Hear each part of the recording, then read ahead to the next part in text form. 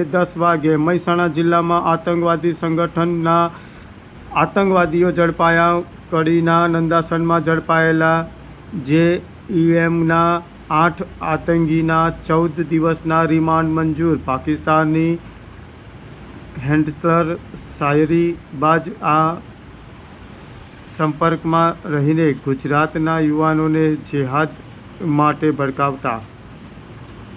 2/7/26 રોજ નોંધાયેલો છે। ATS દ્વારા ગુના નંબર 5/26 થી ગુજરાત રાજ્ય ATS દ્વારા નોંધાયેલો છે અને તેના અનુસંધાને આરોપીઓને ધરપકડ કરેલી છે। 8 આરોપીઓને ધરપકડ કરી અને ATS દ્વારા અહીંયા રજૂ કરવામાં આવેલા છે નામદાર કોર્ટમાં ભાટિયા સાહેબની, અને ત્યાં રિમાન્ડ અરજીની સુનાવણી કરવામાં આવેલી અને તેની અંદર અમારા 13 મુદ્દા હતા।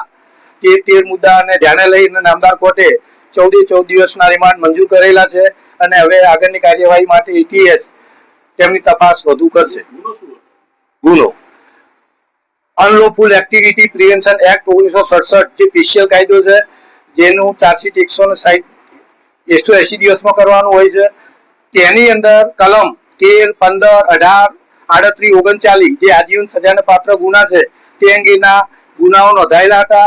અને અનલોફુલ એક્ટિવિટી એટલે કે દેશ વિરુદ્ધના જે ગુનાઓ